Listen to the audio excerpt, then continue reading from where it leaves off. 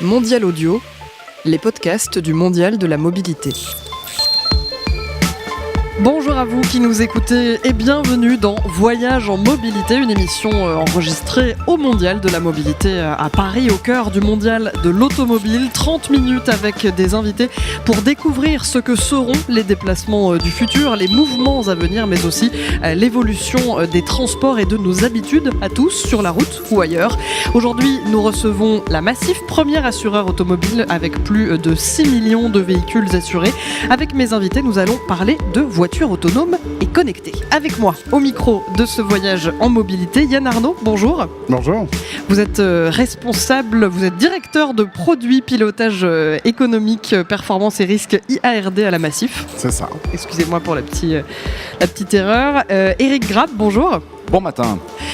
Vous êtes vice-président anticipation stratégique et innovation chez Michelin. Vous représentez également le Movinon Lab. Vous nous en parlerez dans un instant.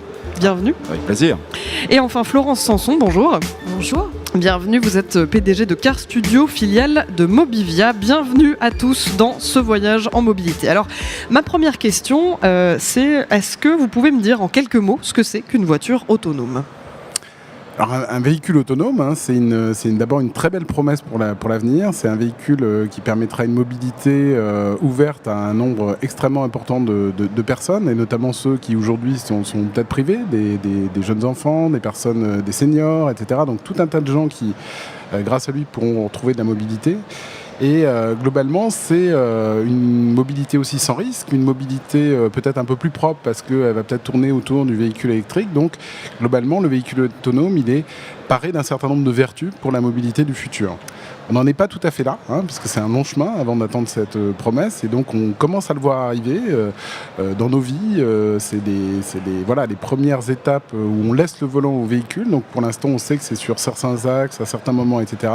Mais la promesse dans quelques années, ça sera effectivement d'avoir un véhicule qui sera totalement autonome et qui pourra nous conduire à l'endroit où on veut. C'est ça, mais alors très concrètement, donc c'est une voiture qui se conduit toute seule. Alors il y a différentes catégories, c'est ça ? Oui, il y a une classification qui existe à partir d'un véhicule qui n'est pas du tout avec des équipements de sécurité ou de pilotage où on va lui déléguer la conduite, parce qu'on est bien en train de parler de délégation de conduite. Et puis au fur et à mesure du temps, et on est déjà dans un niveau relativement avancé, quand on pense aux régulateurs adaptatifs, quand on pense au fait que sur certains véhicules aujourd'hui, il y a des fonctions autopilotes qui permettent de lâcher le volant par exemple sur autoroute ou dans les embouteillages. On voit qu'on s'approche, que la technologie aujourd'hui, elle commence à être prête. Alors elle n'est pas encore tout à fait prête, on n'est pas encore tout à fait au bout de voir un véhicule rouler à 10h du soir en pleine Corrèze, d'accord, mais globalement il y a tout un tas de choses qui avancent, qui vont dans le même sens, de l'intelligence artificielle, de la cartographie de plus en plus poussée, tout un tas de détecteurs, lidar, radar, etc. qui équipent les véhicules, et on sent qu'il y a un mouvement de fond industriel, mais aussi sociologique qui s'amorce autour du véhicule autonome. Et alors, quelle est la différence entre le véhicule autonome et le véhicule connecté ? Alors, le véhicule autonome, c'est Yann Arnaud qui nous répond depuis tout à l'heure. Précise pour nos auditeurs. Le véhicule autonome, il est connecté, parce qu'il va falloir qu'il interagisse avec son environnement, notamment éventuellement les autres véhicules. Il y a bien un fonctionnement aussi demain qui sera que les véhicules entre eux vont pouvoir communiquer et donc vont pouvoir régler un certain nombre de sujets qui sont des problèmes aujourd'hui de l'automobile, de congestion des villes, etc., dont on espère que par une communication entre les véhicules, tout ça va s'amenuiser, voire disparaître.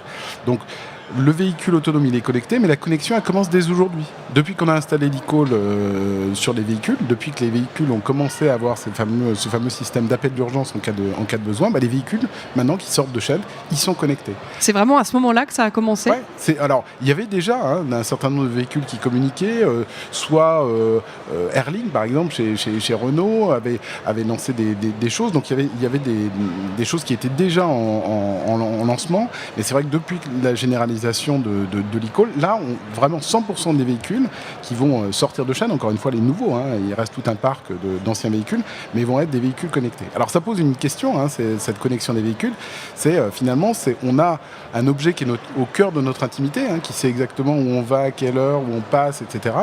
Et donc autour de la donnée, parce qu'un véhicule connecté, c'est un véhicule qui transmet de la donnée, il y a toute une question à la fois d'éthique, je dirais, de stratégie et de défense du consommateur, d'accord, qui se joue, et donc c'est extrêmement important. Et donc le véhicule connecté, c'est vraiment une problématique d'aujourd'hui. Le véhicule autonome, c'est une problématique qui commence, mais qui sera surtout une problématique de demain. Voilà, donc les premiers véhicules autonomes devraient arriver sur nos routes entre 2020 et 2025, et véhicules qui se conduisent uniquement, vraiment tout seuls, sans intervention humaine d'aucune façon. Les tests de véhicules autonomes sans conducteur seront effectués en 2019, et en attendant, donc on en parle beaucoup, c'est ce que vous disiez Yann Arnaud, on imagine un petit peu ce futur où finalement le conducteur aura un tout autre rôle que ce qu'il a aujourd'hui. Qu'est-ce qu'on doit penser de cette arrivée sur nos routes de cette voiture autonome, de cette démocratisation un peu de la voiture autonome? Alors déjà, on parle de la voiture autonome. En fait, on pense qu'il y aura beaucoup de formes de véhicules autonomes. Il y a celui qu'on voit aujourd'hui aux 20h, un véhicule encore sur un mode individuel avec une seule personne à bord qui est sur une autoroute en train de lire son journal, etc. Ça, probablement que ça arrivera, ça sera réservé à une clientèle premium, sur des véhicules plutôt haut de gamme, etc. Nous, on pense que le premier contact qu'auront la majorité des consommateurs avec le véhicule autonome, ça sera sous forme de navette autonome, partagée entre plusieurs utilisateurs et probablement électrique. Pourquoi ? Parce qu'il y a un réel besoin.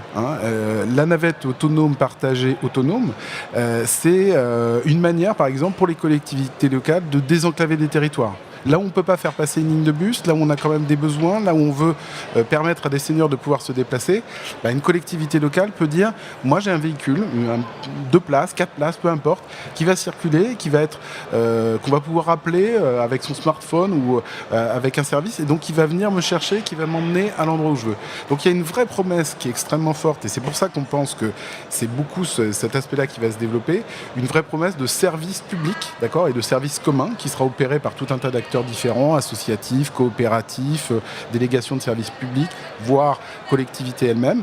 Mais globalement, c'est probablement la première forme que prendra ce véhicule autonome. Alors, pardon, excusez-moi, non, allez-y. Non. Je ne vais pas vous interrompre. Et donc, évidemment, dès l'instant où on va commencer à le voir entrer dans notre environnement, vont se poser un certain nombre de questions sur qu'est-ce qui se passe, comment il fonctionne avec le reste de l'écosystème, comment est-ce que ça se passe au niveau accident, et si jamais il arrive, et donc quelle est l'interaction en fait entre ce nouveau véhicule d'une nouvelle sorte qui va avoir son mode de fonctionnement propre, et puis le reste des gens et des usagers qui sont sur les routes. Alors justement, vous parliez de toutes les promesses qu'il y avait autour de l'arrivée de ce véhicule autonome sur nos routes. Beaucoup de promesses, mais aussi des inquiétudes, vous l'avez dit aussi. Plusieurs affaires ont émergé ces derniers mois et desservent un tout petit peu, en tout cas, ce véhicule autonome avant même qu'il arrive complètement sur nos routes. Par exemple, aux États-Unis, près de Phoenix, une dame de 49 ans avait été renversée par un véhicule sans chauffeur. Elle est morte sur le coup. Alors, d'un point de vue technique, comment est-ce que nous sommes protégés face à ce risque ? Alors, vous voyez, c'est assez symptomatique. C'est-à-dire, finalement, il y a malheureusement, il y a des centaines de victimes tous les jours en fait, de la route qui sont blessées plus ou moins grièvement, voire qui meurent. On n'en parle jamais. Un seul accident sur le véhicule autonome, ça a touché quelque chose qui est extrêmement important, c'est la confiance. C'est-à-dire qu'en fait, autour du véhicule autonome, on peut se dire il y a des problèmes technologiques, il y a des problèmes de régulation, il y a des problèmes, je dirais, d'infrastructure, etc. Mais ce qui fera que le véhicule autonome sera un fait significatif dans la mobilité de demain, c'est la confiance du grand public. C'est deux choses, c'est est-ce qu'il répondra à un besoin ? Est-ce que les gens ont confiance pour le prendre tous les jours ? Et c'est pour ça qu'encore une fois, la navette, elle est importante parce qu'elle va peut-être pouvoir permettre que les gens se disent sur un parcours que je connais, à une vitesse relativement limitée, finalement, un véhicule autonome, c'est sûr. Alors après, c'est pas évident parce qu'effectivement, il y a tout un tas de questions qui sont posées en termes de responsabilité. D'accord ? C'est-à-dire que qu'est-ce qui a dysfonctionné lors de cet accident ? En France, on a quelque chose qui s'appelle la loi Banninter, qui est extrêmement bien faite et qui dit que de toute façon, on n'a pas à se poser de questions parce que quand un piéton, et là c'était le cas, c'était une personne qui circulait à côté de son vélo, est touchée, alors c'est le propriétaire du bien, en l'occurrence le propriétaire du véhicule, qui devra l'indemniser. Mais de façon un petit peu plus complète, d'accord ? Si jamais on était confronté à un véhicule contre un véhicule, là, il faudra se poser la question de la responsabilité. Et donc, ça veut dire, à un moment, être en capacité de dire le véhicule a dysfonctionné ou pas, c'est l'infrastructure qui a dysfonctionné ou pas, etc. Donc, ça pose tout un tas de questions qu'il faudra régler. Et donc, c'est pour ça qu'au niveau des assureurs, on dit on ne pourra traiter ces sujets que dans un écosystème. Et c'est extrêmement important, en fait, que toutes les personnes qui sont qui vont entrer dans cet univers du véhicule autonome puissent communiquer, puissent se dire voilà, en fait, le nouveau monde de la mobilité qu'on installe demain.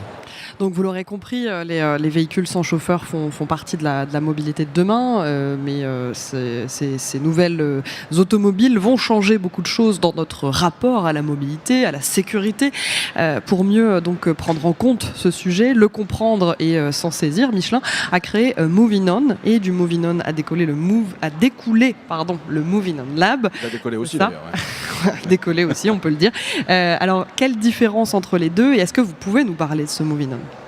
Oui, écoutez, j'aimerais rebondir sur ce que Yann vient de dire, qui est très juste. C'est que ces enjeux technologiques, ces enjeux réglementaires, ces enjeux assurantiels, ces enjeux sociétaux, il a parlé de l'importance de la confiance, ces enjeux-là ne pourront se traiter qu'en écosystème, puisqu'ils vont faire appel à des briques technologiques, à des briques servicielles, à des briques de compétences, de savoir-faire, qu'une seule société n'est pas en mesure d'offrir. Donc c'est l'idée en fait du Moving On Lab. En 2014, nous avons changé ce qui était autrefois depuis 1998 le Michelin Challenge Bibendum en un laboratoire ouvert de co-innovation qui s'appelle donc effectivement le Moving On Lab et qui fait l'objet d'un sommet annuel, le prochain ayant lieu à Montréal les 4, 5 et 6 juin. Et pourquoi on se réunit ? Mais parce qu'en fait, tous les enjeux de la mobilité de demain, le véhicule autonome, mais bien d'autres, sont des enjeux à écosystème. Pensez à la congestion des villes et aux pertes économiques associées. Pensez à la pollution des villes, qui est le problème numéro 1 des maires des grandes villes aujourd'hui, et la qualité de l'air. Pensez aux gaz à effet de serre et au changement climatique. Pensez au financement des infrastructures. On en touchait un mot avec Yann à l'instant. Et ce financement qui est loin d'être évident. On a aujourd'hui 40% des ponts aux États-Unis qui sont en mauvais état, et on ne parle pas d'un pays sous-développé, on parle des États-Unis. Il va falloir les financer, les rénover. Pensez à la mobilité inclusive, c'est-à-dire la mobilité pour tous. Yann l'a aussi mentionné. Qu'en est-il des personnes handicapées ? Qu'en est-il des personnes âgées ? Nos populations vont être vieillissantes dans les années qui viennent. Il va falloir trouver des solutions pour ça. Tous ces enjeux-là ne peuvent se résoudre qu'en écosystème, d'où la création du Moving On Lab, auquel d'ailleurs, depuis quelques jours, la Massif appartient, et depuis maintenant plusieurs années, Mobivia et Florence qui est à mes côtés. Alors, on reviendra sur l'arrivée de la Massif dans cet écosystème, mais j'aimerais que vous m'expliquiez ce que vous entendez par écosystème. Comment est-ce que vous pourriez nous décrire ça pour qu'on puisse comprendre vraiment comment ça fonctionne ? Écoutez, ce que je vous propose, c'est de rebondir sur le cas du véhicule autonome. Quand on a créé Moving On Lab, il y a 4 ans maintenant, 2014, on a commencé par se dire, est-ce qu'on est d'accord sur ce qu'on appelle le véhicule autonome ? Et là aussi, Yann l'a parfaitement dit, il n'y a pas un véhicule autonome, il y a des véhicules autonomes. Et nous, après un travail d'environ 6 mois, avec des constructeurs, avec des roboticiens, avec toutes sortes de communautés d'intérêt, j'allais dire, une communauté d'intérêt regroupant une vingtaine d'entités, y compris des villes d'ailleurs. On est arrivé à la conclusion, et c'était il y a 4 ans, donc à ce moment-là, aujourd'hui c'est évident, mais ça l'était moins il y a 4 ans, que c'était les navettes autonomes qui allaient d'abord commencer à naître et à se faire commercialiser. Et aujourd'hui, vous avez d'ailleurs 2 acteurs français qui sont des startups qui s'appellent EasyMile et Navia, qui sont capables de commercialiser des navettes à Singapour, chez Transdev, etc. Et il se trouve que l'une d'entre elles, EasyMile, est née dans notre écosystème. Donc après avoir partagé une vision commune qui était de dire ce ne sera pas le véhicule de Monsieur Tout-le-Monde qui va se retrouver place de la Concorde ou en tout cas dans une ville et qui va être autonome à l'Arc de Triomphe, ce sera plutôt des navettes. Donc on avait d'ailleurs défini 14 cas d'usage. On est passé à l'étape 2 qui consistait à co-innover ensemble. Donc on prit le risque, 2 sociétés, l'une qui s'appelait Robosoft et l'autre qui s'appelle Ligier, qui est un constructeur français, de créer le premier prototype de véhicule autonome. J'ai eu le plaisir d'acheter les 2 premiers prototypes au nom de Michelin et nous les avons fait tourner chez Michelin au centre de recherche et de développement de Clermont-Ferrand. Et là, on a appris beaucoup. Et on a notamment appris ce que là aussi Yann disait, c'est-à-dire que l'enjeu n'est pas que technologique, loin de là. Et donc, après cette expérimentation, la société s'est créée, elle s'appelle EasyMile, c'est une joint venture entre ces 2 sociétés d'origine. Et aujourd'hui, elle commercialise ce véhicule, cette navette autonome, ou ces navettes autonomes, puisqu'il y a eu déjà depuis 3 ou 4 générations maintenant de nouvelles navettes. Et l'enjeu maintenant, et c'est pour cette raison que je suis très heureux d'accueillir la Massif au sein de notre écosystème, parmi 300 entités maintenant de par le monde, l'enjeu c'est justement de passer à la phase influence et à la phase assurantielle, responsabilité. Influence parce que si vous voulez continuer à expérimenter des véhicules autonomes, et on l'a dit, il faut continuer à les expérimenter avant de les mettre en grande série, il va falloir l'accord des villes, il va falloir avoir des rues dédiées, il va falloir avoir l'accord de la police, et donc il faut influencer les autorités publiques pour qu'elles nous permettent de le faire. Et puis bien entendu, on va se poser les grandes questions que Yann évoquait, que je ne vais pas répéter, qui sont toutes celles de la mise en œuvre concrète de ces véhicules autonomes sur les routes. Alors Yann Arnaud, est-ce que vous pouvez nous parler un petit peu de cette arrivée de la Massif dans cet écosystème? Comment ça s'est fait? Qui a eu l'idée? Qui est venu chercher l'autre? Ça fait un moment qu'on travaille sur le sujet. Vous le rappeliez, en tant que premier assureur, évidemment, l'évolution de l'auto, ça nous motive. Et on a d'abord cherché à se dire, est-ce qu'on peut travailler seul sur le sujet? Eric l'expliquait, c'est difficile quand on a un acteur isolé de pouvoir travailler, de pouvoir gérer toutes les problématiques et tous les volets du sujet. Donc l'idée, ça a été de dire, est-ce qu'il existe aujourd'hui un lieu, un endroit où on pourrait, commencer à réfléchir, et puis peut-être dans un deuxième temps, commencer à expérimenter. Et on avait entendu parler de l'initiative Moving Home Michelin. On se demandait un petit peu si finalement on était adapté. Notre réflexion était adaptée à ça. Donc on en a discuté avec Eric.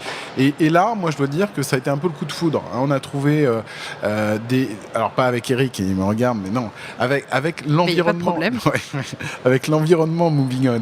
C'est-à-dire qu'on a trouvé globalement tout un tas de gens venus de plein de la logistique, de l'énergie, du service, de la réparation, de la maintenance, etc. Donc tout un tas de gens de l'infrastructure qui gravitaient autour du sujet et qui avaient envie, encore une fois, d'amener des choses, de dire voilà, moi je suis un expert de ça, en quoi je peux contribuer au sujet, etc.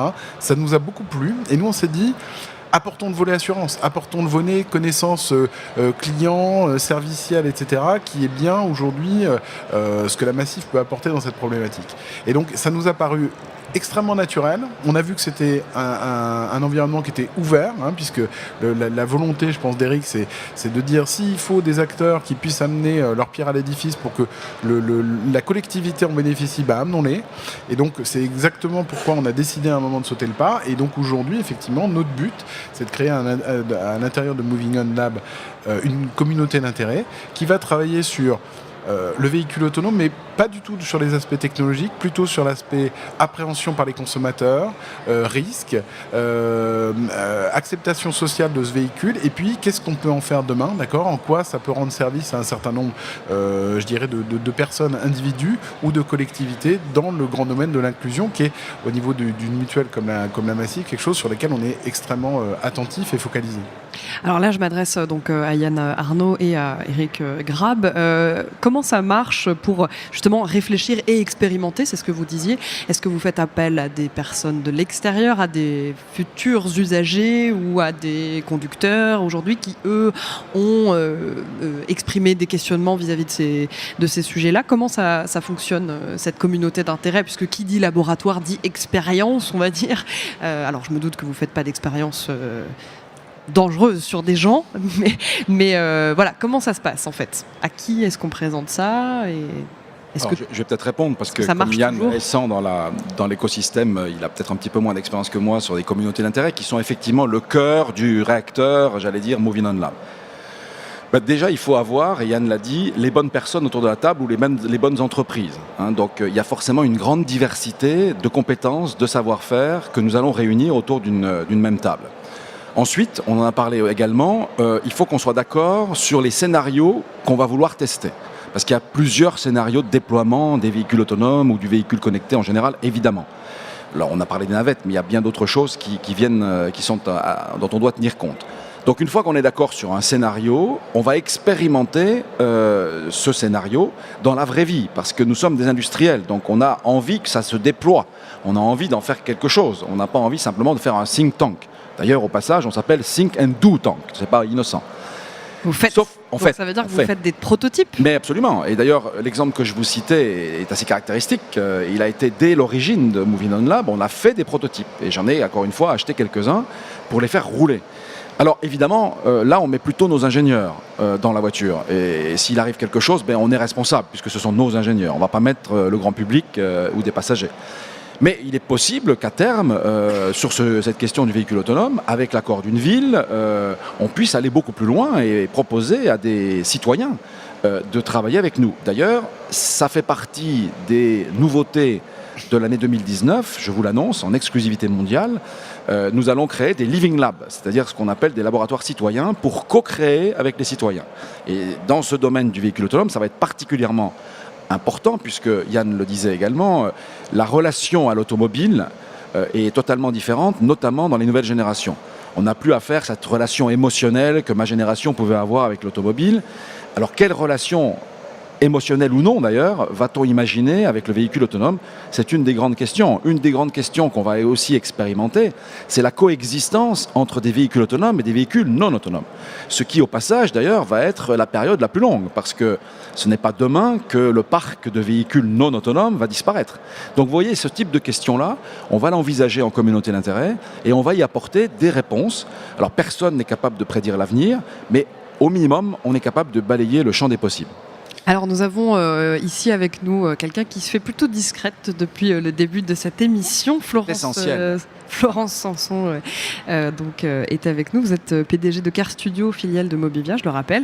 Vous êtes une entreprise présente depuis assez longtemps dans ce lab.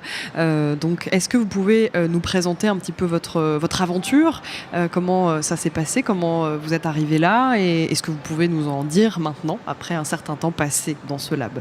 Bien sûr. Donc, pour revenir sur Car Studio, c'est l'accélérateur des solutions innovantes pour le core business de Mobivia, c'est-à-dire les marques Norauto, Midas, Carter Cash, donc des spécialistes de l'entretien des véhicules. Et donc, nous avons vite rejoint notre partenaire Michelin, dont nous sommes assez proches, pour effectivement compléter notre vision de l'écosystème, puisque très vite, nous avons compris que la mobilité de demain ne se ferait pas seule. Nous avons chacun une clé, une brique de la mobilité complète de nos drivers et demain des passagers de ces véhicules autonomes. Et comme le rappelaient Yann et Eric, il faut vraiment envisager des partenariats, un écosystème complet pour pouvoir délivrer à vous, consommateurs, un service de mobilité nickel. Et donc, se rapprocher de Moving On Lab et adhérer à Moving On Lab, c'était effectivement assez naturel parce qu'en termes de secteur, nous sommes tous concernés par la voiture et le véhicule et donc la mobilité de demain. Donc ça veut dire que dans nos partages en termes de prospective, par exemple, nous allons discuter à livre ouvert de ce que nous envisageons. Et là encore, il y a une grande complémentarité parce que autour de la table, il y a des industriels, il y a Massif maintenant qui nous rejoint, il y a la partie retail avec Norauto, Midas qui représente quand même 2000 points de vente en Europe. Et donc cette connaissance du client final. Et donc vous voyez bien qu'en termes de prospective et de veille, on va vraiment se propulser en considérant des enjeux différents mais néanmoins complémentaires du point de vue de la mobilité de nos clients demain. Donc c'est un grand apport qui mixe les grands groupes, les startups, également les territoires. Et donc là-dessus, on a vraiment cette communauté d'intérêt que décrivait Eric, qui nous permet de nous rassurer aussi quelquefois sur ce qu'on imagine en termes de mobilité demain. Le deuxième apport, je dirais, c'est cette co-innovation, puisque sur Car Studio, on représente également la partie R&D de notre groupe. C'est-à-dire recherche et développement. Recherche et développement. Et donc là aussi, ça va être toute une démarche complémentaire puisque des membres Moving On industriels qui innovent, bien sûr, font beaucoup de recherches, mais essayent de tester auprès d'un client final cette solution, trouvent en Mobivia et en ses réseaux, Norauto, Midas, Carter Cash, des champs d'expérimentation assez intéressants. Et donc là, en live, puisque nous sommes multimarques, nous avons tout de suite le retour des clients finaux. Le troisième apport, et là vous l'avez également évoqué Yann et Eric, c'est bien sûr d'agir en réseau et de se connaître beaucoup plus. Puisque au travers des manifestations Moving On à Montréal, au travers des communautés d'intérêt, au travers des champs d'expérimentation qui sont développés, ce sont autant d'occasions de se mettre en contact et de connecter l'ensemble d'un groupe, puisque effectivement nos expertises sont partagées, mais que nous sommes...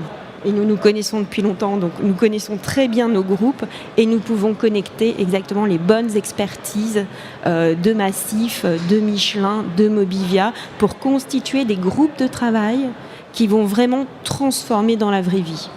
Donc voilà, 3 gros apports, la partie prospective, la partie co-innovation et la partie relation et influence envers bien sûr nos territoires. Alors je m'adresse à Yann Arnaud désormais, mais vous êtes donc, vous représentez la Massif qui est rentrée donc il y a peu de temps, on l'a dit, dans ce Moving On Lab. Qu'est-ce que vous attendez de ce Moving On Lab dans un temps très court, c'est-à-dire est-ce que ça se compte en années, est-ce que ça se compte encore plus que ça? Qu'est-ce que vous attendez comme innovation et quand? Le chemin du véhicule autonome, il n'est pas encore écrit. Et je pense que c'est pour ça qu'il y a 2 choses à poser. C'est on est dans un domaine qui est pré-concurrentiel. Et c'est pour ça que beaucoup la parole est libre et c'est pour ça qu'on peut discuter des sujets parce que finalement tout le monde a la même incertitude de quand ça va arriver, de quelle forme ça prendra, de quelles seront les difficultés qu'on imagine ou pas, etc. Autour de la table, il y a tout un tas d'industriels qui ont déjà des visions qui seront très utiles. Et puis, au-delà de ça, on le disait, on peut, dans une communauté d'intérêt, faire appel à d'autres experts. Et nous, par exemple, à Massif, il nous semble extrêmement important que sur les volets qu'on va essayer de traiter, notamment les volets de risque, on ne soit pas le seul assureur. Et c'est pour ça que, en fait, il y a quelque chose qu'on a posé dès le départ et qui correspond bien à la philosophie en fait, de Moving On Up, c'est une communauté ouverte. Et nous, demain, s'il y a d'autres assureurs qui veulent venir discuter avec nous autour de ces sujets-là, avoir des représentations au niveau de la profession qui veulent adhérer à notre idée pour réfléchir. C'est avec plaisir, puisqu'encore une fois, pour répondre à votre question, à court terme, ce qu'on doit faire, c'est poser les scénarios, poser un certain nombre de choses qu'on a en commun, de choses sur lesquelles on croit et sur lesquelles on veut investiguer, et puis aussi toutes les questions qu'on se pose, toutes les questions qui sont ouvertes, et se poser la question de comment on peut apporter des réponses à ces questions. Bon, on a parlé de la responsabilité, il y a tout un tas de choses. Est-ce que les véhicules autonomes, demain, ils ont besoin d'une forme de normalisation pour que les gens qui vont rentrer dedans, et ce sera peut-être un certain nombre de fabricants, est-ce qu'ils vont s'y retrouver, est-ce qu'ils vont s'y reconnaître, est-ce qu'ils risquent pas de commettre l'erreur qui, encore une fois, va les mettre en danger. Donc toutes ces choses-là, on a besoin de travailler autour. C'est des sujets parmi d'autres. C'est finalement comment ça va se passer, le fait qu'on ait à l'intérieur de ces véhicules des personnes qui ne sont pas aujourd'hui habituées à la mobilité, des seniors, des enfants, etc. Donc toutes ces questions-là nous préoccupent.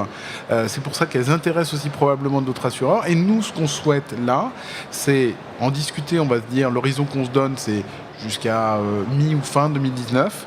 Et puis si on l'estime utile, et je pense que ce sera utile, de pouvoir tester à partir de ce moment-là, dès la fin 2019, début 2020, des choses, grandeur nature, alors peut-être pas avec flonflon, feu d'artifice, etc., mais des choses extrêmement pragmatiques pour dire, là ce qu'on dit, on le dit parce qu'on l'a vu. D'accord ? Et donc on dit, attention là, il y a un danger qui nous permettra aussi d'aller vers les pouvoirs publics, vers les régulateurs, vers tous les gens qui aujourd'hui sont chargés d'assurer la coexistence et la sécurité des citoyens sur la route.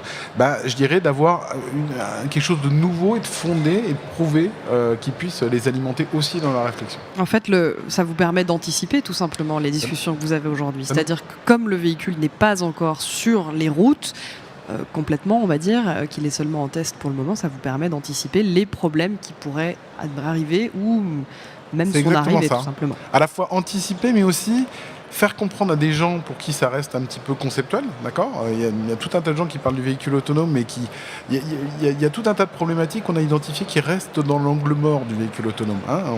On est beaucoup sur la technologie, on est beaucoup sur des belles choses à l'intérieur. Qu'est-ce qu'on va faire dans le véhicule autonome ? Oui, mais par exemple, il va toujours falloir être sanglé dans un véhicule autonome parce que c'est un véhicule qui se déplace et donc il y a de l'énergie cinétique. Et donc ça veut dire que si à un moment il est amené à freiner, si on ne veut pas passer à travers le pare-brise, ça veut dire que globalement on n'est pas en train de faire un ping-pong à l'intérieur. Donc voilà typiquement le genre de choses sur lesquelles il faut attirer l'attention parce que il ne faut pas rester dans cette espèce d'éblouissement autour du véhicule autonome et de dire quels sont les problèmes pragmatiques que ça pose. Ça permet d'anticiper, vous l'avez dit, mais si je peux me permettre, ça permet aussi d'influencer. Ouais. Parce que quand on est en équipe, comme on l'est là, on est capable d'être beaucoup plus puissant dans la manière d'envisager l'avenir et de le créer finalement, et de choisir le scénario qui est le meilleur pour le citoyen et qui est le meilleur pour nos industries. Eh bien, c'est ainsi que se termine cette émission. Était avec nous pour parler de la voiture autonome et de la voiture connectée Yann Arnaud, directeur produit, pilotage économique, performance et risque IARD à la Massif. C'est un long titre. Eric Grab, vice-président anticipation stratégique et innovation chez Michelin, représentant du Moving On Lab. C'est long aussi. Merci d'avoir été avec nous. Et Florence Sanson, PDG de Car Studio. Merci beaucoup. Merci beaucoup. Merci beaucoup d'avoir été avec nous. Et je ne peux vous quitter sans vous répéter une nouvelle fois que Voyage en mobilité est à retrouver en intégralité sur le site mondial-paris.audio, mais aussi en podcast sur iTunes, SoundCloud et toutes vos applications préférées. Vous pouvez aussi nous retrouver sur les réseaux sociaux. Et nous, on se retrouve très vite pour un prochain voyage.